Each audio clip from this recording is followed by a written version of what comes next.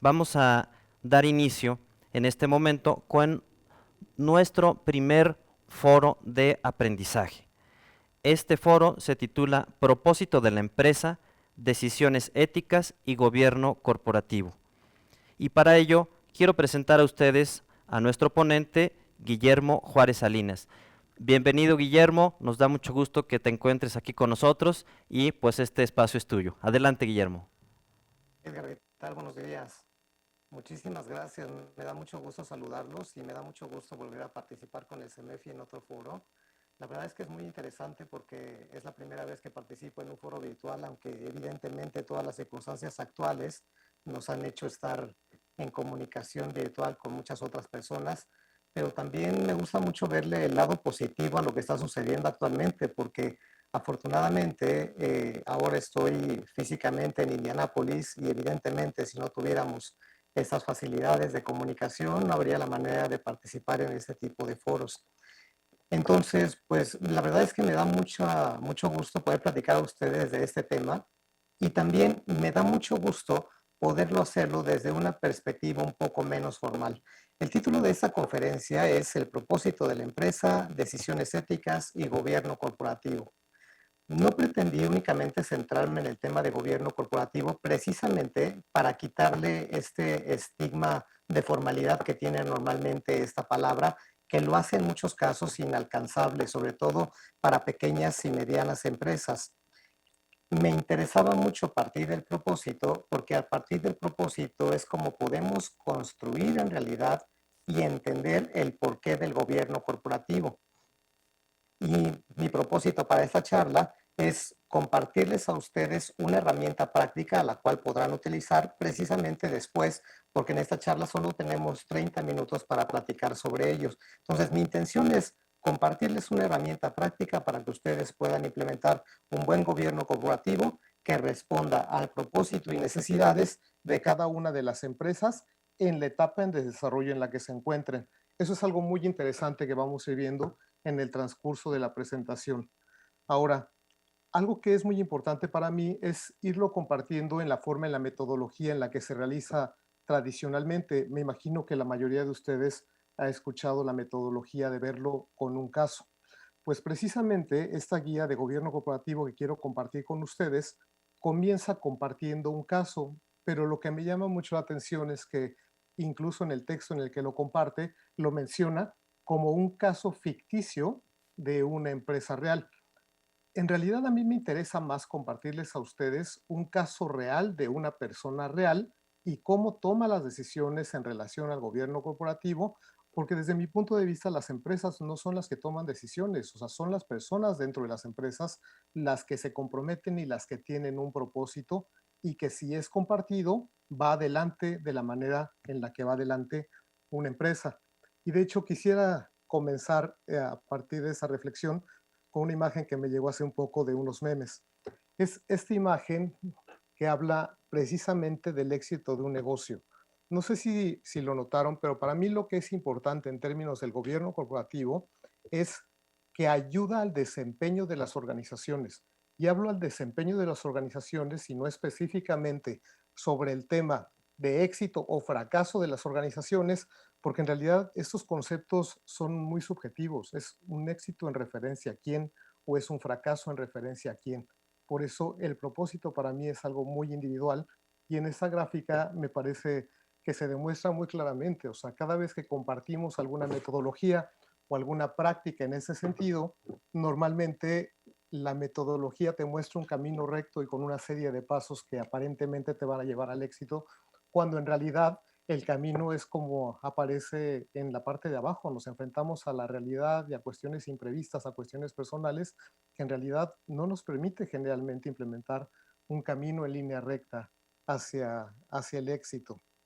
Entonces, pasando directamente al caso que quiero compartirles, este caso es sobre una empresa ficticia de ropas, en este caso la llamaremos Clothing Co.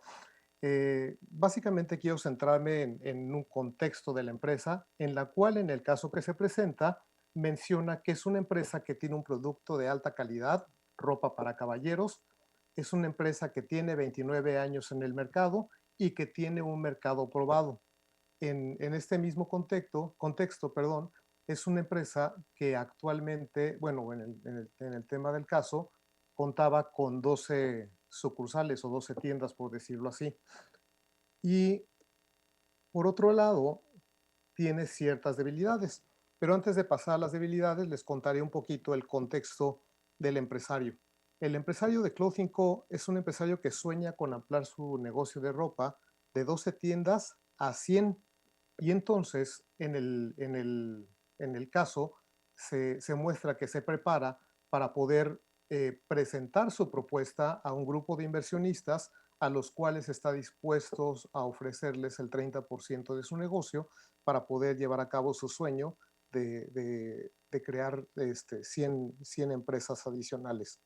Ahora, lo que es muy interesante es que se da cuenta a la hora de realizar su propuesta que aun cuando él sentía que estaba adecuadamente preparado, en realidad le hacía mucha falta para poder presentarse ante este grupo de inversionistas y es cuando detecta estas decisiones, estas debilidades, precisamente la debilidad de la definición clara de cómo y por qué se tomaban las decisiones dentro de la empresa, cuál sería la estrategia de sucesión de esta empresa familiar y cuáles son los mecanismos de rendición de cuentas que tiene implementados.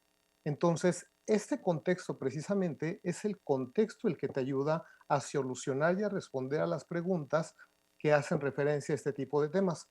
Ahora, haría yo aquí un paréntesis. Precisamente el caso menciona que la empresa quiere crecer de 12 a 100 unidades de negocio.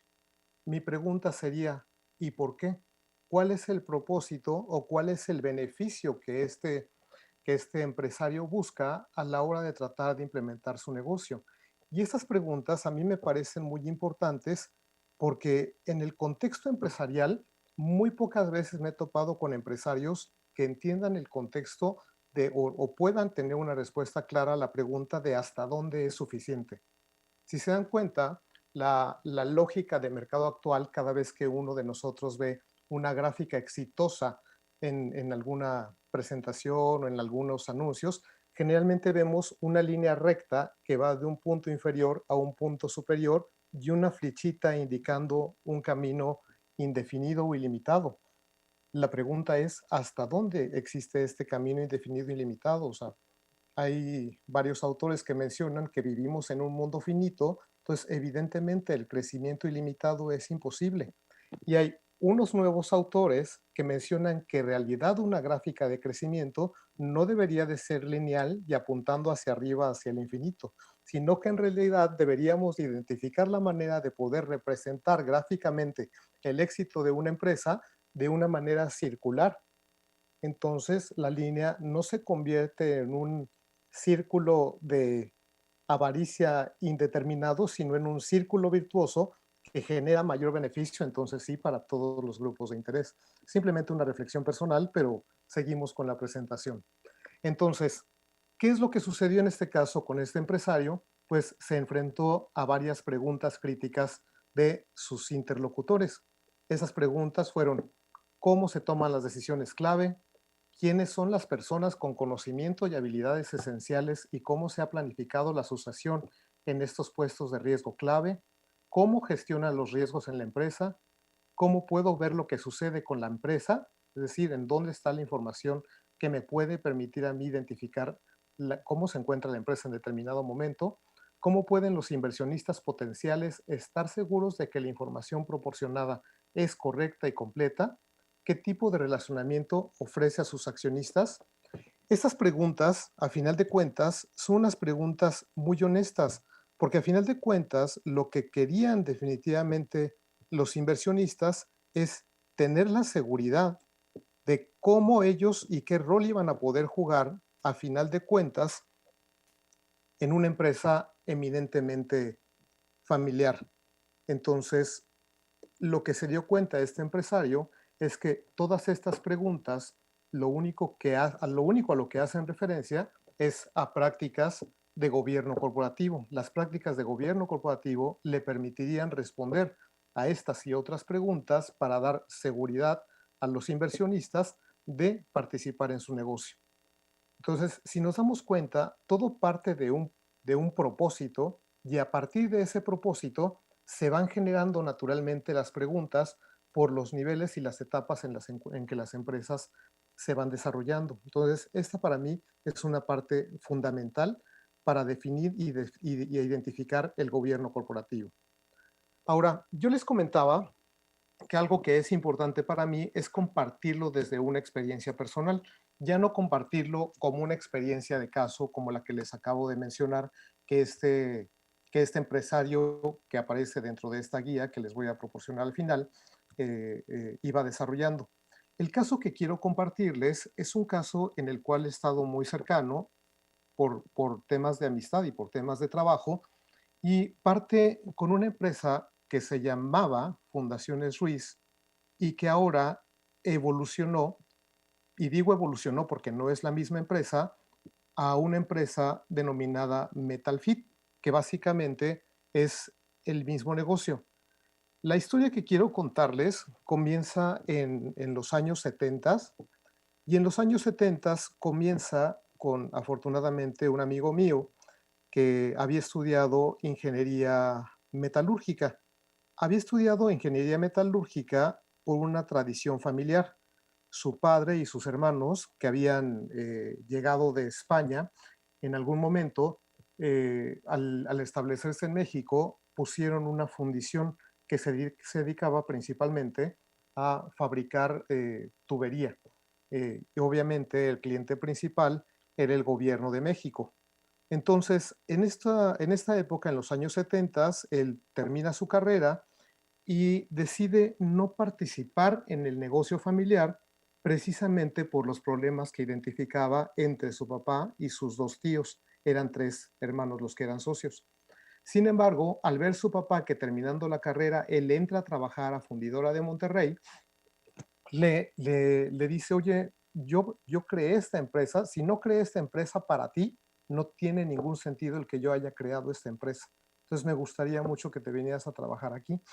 Esto es algo, y me parece un punto fundamental para explicarlo de esta manera, porque ¿por qué la decisión o el propósito, en este caso del papá de esta persona, era que el hijo asumiera las riendas de su negocio? O sea, no era necesariamente un propósito del porqué del negocio, sino un propósito y un interés personal de mantener lo que muchos empresarios llegan a llamar el patrimonio familiar dentro de la misma familia. Esto es algo muy interesante, porque el gobierno corporativo lo que hace perfectamente es tratar de identificar hacia dónde va el futuro de la empresa. ¿Qué es lo que sucede en los casos en los que los hijos no están interesados en seguir una carrera en el mismo sentido? Entonces, ese es el tipo de preguntas que tenemos que hacernos en este sentido.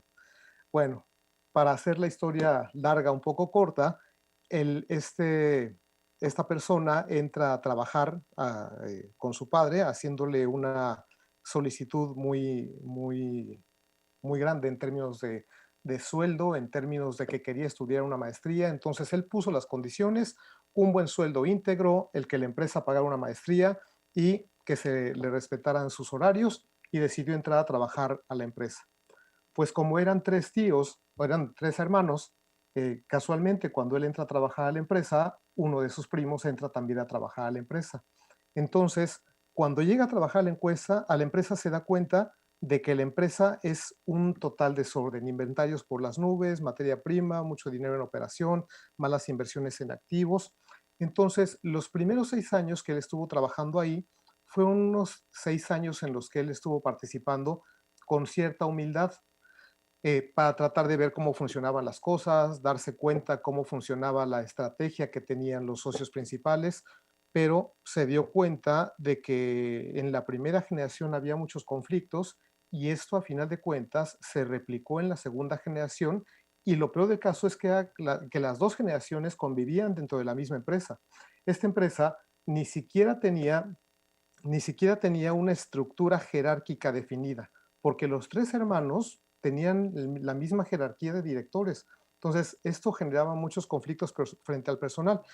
Sin embargo, esto no dejaba, a final de cuentas, que la empresa, o sea, no eran cuestiones que minaran el éxito de la empresa, precisamente porque en los años 70 y teniendo estas ventas con el gobierno, la empresa tenía aproximadamente el 60% del mercado de tubería en estos años 70, pues hacían que estos errores administrativos y este desorden dentro de la empresa pues no sucediera. De hecho, en palabras de este director general, me decía, es que en esa época, en los 70, tú podrías hacer lo que quisieras y la empresa seguía funcionando, gracias a Dios. Entonces, fue algo impresionante. Total, después de este tiempo, en el 86 aproximadamente, cuando sucede todo el tema de las devaluaciones y la inflación en la época de Miguel de la Madrid, pues la empresa de un promedio mensual de ventas de 600 toneladas pasó de un mes a otro, de enero a febrero de 1986, a vender solamente 200 toneladas y después, ya para abril, solamente vendían 150 toneladas. Entonces, la operación se redujo al mínimo, hubo todavía mayores problemas con la segunda generación y entonces la primera generación decidió llevar a cabo un golpe de Estado. Entonces decidieron sacar de la administración a la primera generación, pero al final de cuentas los problemas se volvieron a repetir con la segunda generación. Esto definitivamente es algo, no sé si a ustedes les suene muy similar, pero yo sí he tenido la oportunidad de haberlo vivido y visto con otras empresas en ese sentido.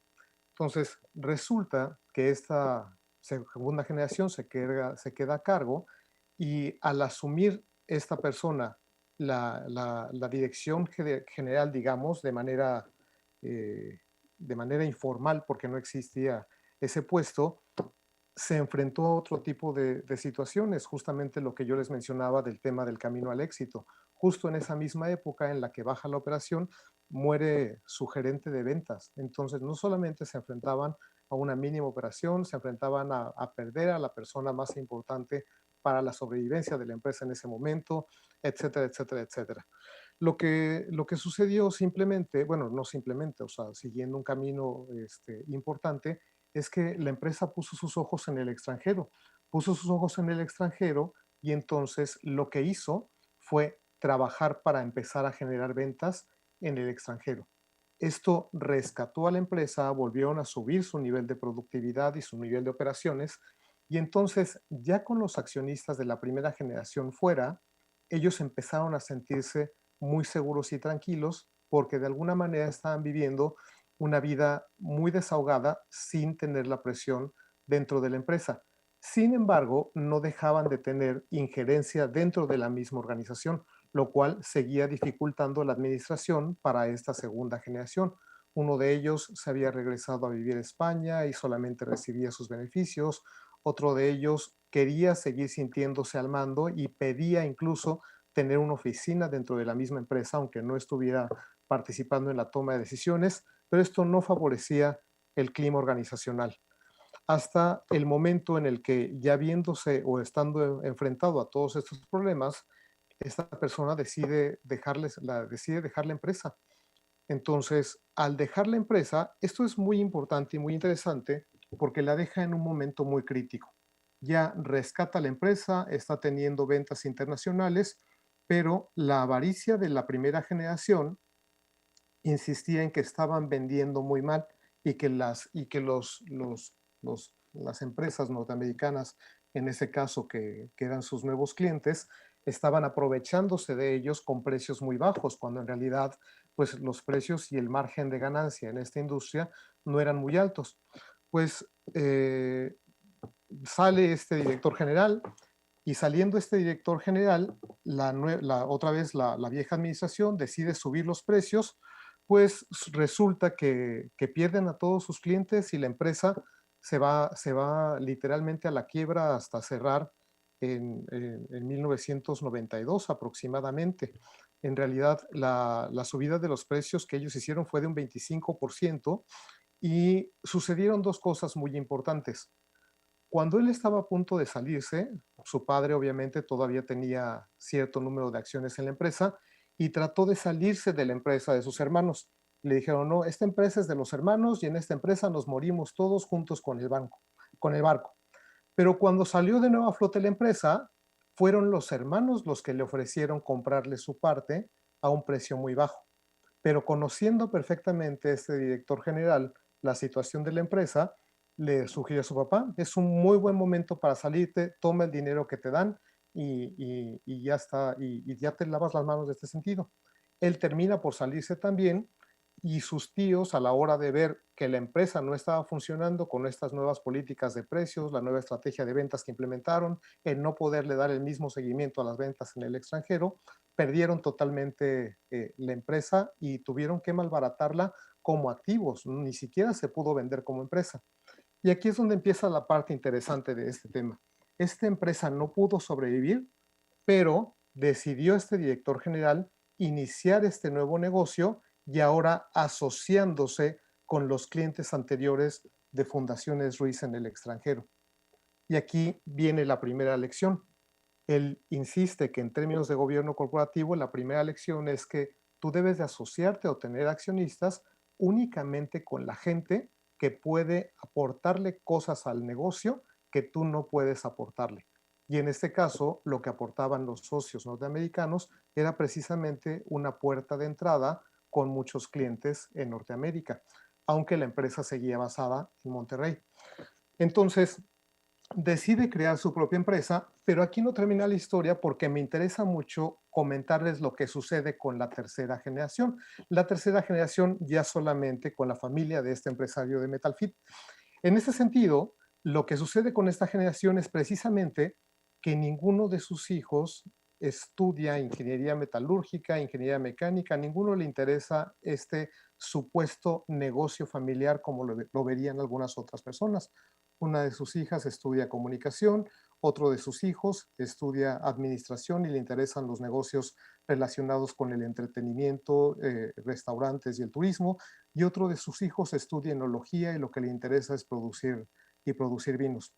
No sucede nada, la empresa sigue funcionando, él implementa nuevas prácticas de gobierno corporativo en su negocio precisamente para darle seguridad y transparencia a sus inversionistas extranjeros y logra vender a la hora de retirarse, ya sea alrededor de 5 años, logra vender la empresa a sus mismos socios norteamericanos por varios millones de dólares y decide disfrutar de los propios beneficios de su trabajo.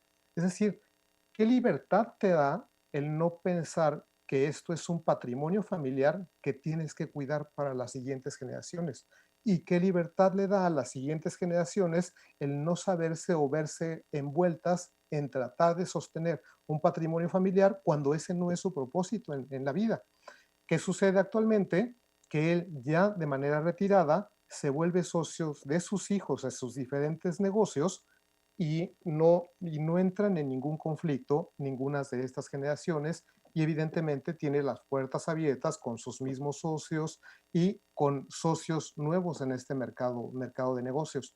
De hecho, solamente como una anécdota final en este sentido, yo lo comentaba porque incluso me parecía interesante invitarlo a algunos foros a que platicara y elaboráramos en realidad un caso con esta historia en términos de gobierno corporativo, pero en realidad me dijo, pues es que en realidad no tengo tiempo porque mi tiempo lo dedico a lo que me gusta, que son los negocios. Sí he llegado a platicarlo en términos personales contigo como amigo y con otras personas, pero en realidad no como un negocio. No lo he pensado como un caso, pero bueno, me autorizó y me dio la oportunidad de compartirlo con ustedes en esta ocasión y me parecía algo muy importante realizarlo. Y ahora sí, volveremos al tema que nos atañe, que es el tema de gobierno corporativo, y me interesa revisar con ustedes o compartir con ustedes dos definiciones que me parecieron complementarias y que son muy interesantes. La primera de estas definiciones dice que las estructuras y los procesos con los cuales las empresas son dirigidas y controladas se enfoca en la interacción entre tres órganos que toman decisiones clave, que son los accionistas, directorio y la gerencia. Fíjense que algo que ha sido para mí muy importante en todos los años que tengo involucrado en el tema de responsabilidad social empresarial y gobierno corporativo y ahora los indicadores ESG, Environmental, Social and Governance, es que las empresas son como organismos vivos. A final de cuentas, me imagino que todos no hemos escuchado el término de persona física y persona moral. Los dos términos hablan de persona y yo podría hacer la analogía también al tema de ciudadano corporativo. Entonces, como tal persona, la pregunta es cómo tú te conduces. Entonces, esta persona está formada por diferentes piezas que forman las manos, los pies, la cabeza, y parte de estas piezas son los accionistas, el directorio y la gerencia. Entonces, el gobierno corporativo a mí me gusta mucho generarlo como una analogía, como una especie de cerebro que controla lo que hace la empresa y cómo ésta se comporta frente a otros individuos morales. Entonces, esta parte me parece muy interesante porque el gobierno corporativo, a final de cuentas, es algo que nos ayuda a favorecer buenas relaciones con diferentes grupos empresariales. Y la segunda parte de esta definición es que consiste en establecer un marco referencial de procesos y actitudes empresariales que añadan valor al negocio, ayuden a construir su reputación y garanticen su continuidad y éxito a largo plazo. Quiero resaltar dos palabras que son muy importantes para mí dentro de esta definición. La palabra es específicamente los procesos de negocio. Los procesos de negocio y las relaciones entre los diferentes grupos o interacción entre los diferentes grupos. Lo que hace que una empresa pueda tener continuidad en diferentes prácticas es precisamente la manera en la que tiene documentados estos procesos. Y el tema de gobierno corporativo no es algo ajeno a esto. Las prácticas y la estructura que se establece como marco referencial para el gobierno corporativo deben estar también documentadas como parte de este sistema de gestión. De hecho, en la experiencia que he tenido participando en el tema del distintivo de empresa socialmente responsable, he identificado que para la mayoría de las empresas y sobre todo en la categoría de empresas pequeñas y medianas, es una dificultad responder en el cuestionario de ética precisamente las preguntas acerca del gobierno corporativo porque se habla justamente de estos órganos externos a la administración de la empresa que te ayudan a la toma de decisiones, cuando la mayoría de las empresas no los tiene o los tiene únicamente como en papel dentro de un acta constitutiva. Entonces, la manera en la que vayamos documentando y dándole formalidad a esa estructura es la que nos va a permitir establecer un muy buen gobierno corporativo. Ahora, lo que es muy interesante de esta guía que quiero presentarles son bueno, les voy a comentar solamente dos cosas y ustedes podrán acceder a ella posteriormente. La primera es que establece un marco de referencia en varias etapas de avance del negocio. Por ejemplo, aquí establece 4 etapas. La etapa de inicio del negocio habla que esta etapa es consistente o coherente con un tamaño de empresas pequeñas que ellos utilizan simplemente como parámetro el número de empleados, en este caso menos de 50 empleados, y el enfoque empresarial en esta primera etapa es un enfoque de desarrollo de productos y pruebas de mercado. De ahí pasaría a la segunda etapa. Ahí hablaríamos que es una etapa de crecimiento activo, en donde la empresa ya pasa a una categoría de pequeña mediana con un número de empleados entre 50 y 75. Aquí el enfoque está a las ventas y crecimiento y aumenta la variedad de productos creando una base de clientes. O sea, la empresa empieza a cimentar su crecimiento. Pasamos entonces a la etapa 3, que es una etapa de desarrollo organizacional que habla precisamente de esta optimización de la propia estructura de la empresa y los procesos después del crecimiento. Justamente lo que mencionábamos, pasa de actividades que no están específicamente definidas, el multitasking, lo que le llamamos el hombre orquesta, ya una etapa de desarrollo organizacional para irse convirtiendo en una empresa mediana con una cantidad de empleados entre 76 y 150. Y de ahí pasa a una etapa de expansión del negocio en la cual busca un mayor crecimiento apoyado por la mejora de la organización y los procesos internos. ¿Se dan cuenta cómo esa palabra de procesos es importante? No únicamente en términos del distintivo, sino en términos de la gestión empresarial y sobre todo en nuestro caso, en lo que nos atañe, una gestión empresarial responsable. Perfecto. Ahora, lo que es muy interesante en este sentido de esta guía es que estas 4 etapas del negocio las va vinculando con 5 niveles o 5 conceptos o temas de gobierno corporativo. Entonces, se establece o se crea una matriz en la cual se cruzan estas etapas que acabamos de ver contra estos conceptos de gobierno corporativo para poder identificar muy claramente en qué etapa del negocio nos encontramos y qué actividades o qué criterios de gobierno corporativo podríamos implementar de acuerdo a estos temas, que son cultura y compromiso con el buen gobierno corporativo, que sería lo primero. Y aquí, regresando a la anécdota, el primer problema que tenía esta empresa es que no existía esta disposición de las cabezas de la organización en definir un buen gobierno corporativo. O sea, no había manera en la que alguien pudiera decidirse a asumir la responsabilidad del negocio y que los otros respetaran sus decisiones en ese sentido, porque cuando todos somos responsables de algo, lo más probable es que ninguno se haga responsable. Entonces, esa sería la primera etapa, la cultura y compromiso con el buen gobierno corporativo. La etapa B, perdón, el tema B sería la toma de decisiones y supervisión estratégica. Volvemos a lo mismo. Si no hay una buena estructura de quién es el que toma las decisiones y quién tiene la responsabilidad, esto no puede llevarse a cabo. Otro tema es el gobierno de riesgos y controles internos. No sé si lo hayan percibido ustedes, pero el tema de responsabilidad social corporativa es un tema precisamente que muchas empresas adoptan desde el enfoque de riesgos, que puede ser riesgos frente a tus grupos de interés, los impactos que la empresa genera hacia los grupos de interés y que los mismos grupos de interés tienen hacia la empresa, riesgos del entorno y riesgos económicos. Entonces, el enfoque de riesgos no únicamente es un enfoque de riesgos relacionado al tema de negocio en una sola de sus etapas, sino que, como vemos ahora, está relacionado integralmente en el gobierno corporativo, la operación de la empresa y los criterios que identificamos de responsabilidad social corporativa. Y los dos finales son la divulgación y transparencia. Evidentemente, si ustedes caen en la cuenta, el tema de gobierno corporativo surgió principalmente con las empresas que cotizan en la bolsa de valores.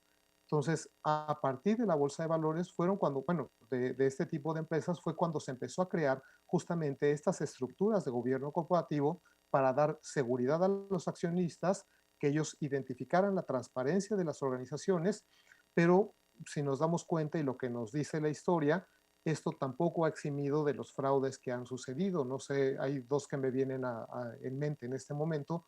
Uno de ellos fue el fraude de Arthur Andersen, que infló las utilidades de una de las empresas en las que eran auditores, y eso llevó a que esta firma de consultoría y de contabilidad a nivel internacional desapareciera, Arthur Andersen. Entonces, si nos damos cuenta, estas prácticas han ido evolucionando y tampoco son perfectas. Y por último, el tema de la propiedad, lo que mencionábamos. ¿Quién es el dueño de la empresa? ¿Es el director general? ¿Es el propietario? O, en el caso de las empresas públicas, existen todos los accionistas que tienen el mismo respeto por su participación dentro de la organización. Y este es otro error clásico en los empresarios actualmente, porque normalmente los empresarios que inician un negocio ven el negocio como una extensión de sí mismos. Entonces, pues evidentemente lo último que les interesa es la transparencia y sobre todo perder el control de la organización, incluso cuando el propósito de la empresa sea un propósito mayor que generarte a ti mismo una serie de recursos y beneficios personales. Entonces, este es el esquema que quería compartir yo con ustedes con respecto al gobierno corporativo de una manera muy práctica y que al final ustedes puedan acceder a esta herramienta para implementarlo dentro de su organización.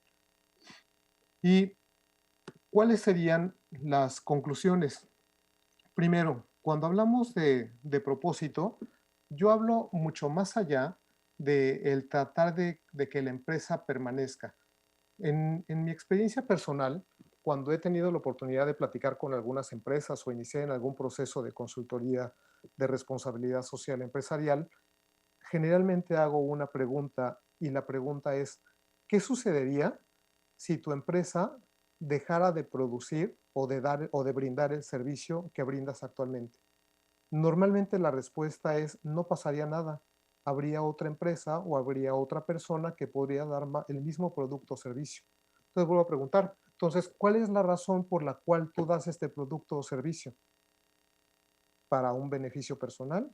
¿En realidad lo das por un beneficio para la comunidad en donde está establecida la empresa? ¿O cuál es el propósito de la organización? Si partimos con una respuesta clara de este tema, la verdad es que yo creo que todas las demás circunstancias que se van dando de manera natural en una empresa, siguiendo estas etapas que acabamos de identificar, van a fluir de una manera mucho más sencilla que estar buscando cumplir objetivos económicos como el fin último de la organización. Y, y hay una frase que me gusta mucho compartir con las empresas, y es que el dinero para las empresas es muy importante, pero el dinero para las empresas es como el aire para las personas. Todos necesitamos aire para vivir, pero ninguno vive para respirar. Exactamente es lo mismo con el tema económico con las empresas. Todas necesitan dinero para funcionar, pero el propósito último de la empresa no es necesariamente generar utilidades, aunque sean parte de esos tres motivadores del negocio, que es la productividad, la continuidad y por último la prosperidad entendida como las utilidades generadas por la organización. Entonces, estos en realidad serían los motivadores del negocio, aunque en realidad para los empresarios actualmente, y no me dejarán mentir, las prioridades son primero sobrevivir en este entorno tan cambiante, en segundo lugar, después de haber logrado sobrevivir, generar estas utilidades, y lo peor del caso es que generalmente este ciclo de sobrevivencia y de ganar, generalmente va acompañado de un pensamiento a corto plazo. Entonces, pues de esa manera es muy difícil pensar que si en los motivadores básicos de la empresa no estoy claro y no estoy centrado en lo que debe de hacerse, ¿cómo puedo dar un siguiente paso a pensar en establecer unos criterios de gobierno corporativo? Sin embargo, no todo está perdido. En realidad, me interesa mucho explicar cómo esto se liga y cómo se ha ligado sobre todo al tema de sostenibilidad en los negocios. En este sentido, que quiero ligarlo justamente a la práctica y esto lo he tomado de diversas pláticas en México con el Consejo de Empresas Globales, Consejo Ejecutivo de Empresas Globales, en el cual participan muchas empresas internacionales basadas en México, que tienen operaciones en México, y que ellos mencionan que ya es impensable el que pueda existir una empresa que no cuente con una estrategia integral de sostenibilidad. Y esto lo puedes resumir muy fácilmente o lo resumen en las exigencias que tienen con sus corporativos. Las exigencias son medirse con estos criterios de ESG, criterios Environmental, Social and Governance. Y si se dan cuenta, la última G de governance es precisamente lo que nos ayuda a responder las preguntas que nos hacíamos al principio de esta pequeña charla. Entonces, con esto termino. Les quiero agradecer. Les comparto rápidamente que la guía de la que estuvimos hablando durante esta práctica es una guía de gobierno corporativo para las pymes y esta guía está elaborada por la Corporación Financiera Internacional y del Grupo del Banco Mundial. Entonces, en Internet la pueden encontrar así, como la guía de gobierno corporativo para las pymes de la Corporación Financiera Internacional, IFC.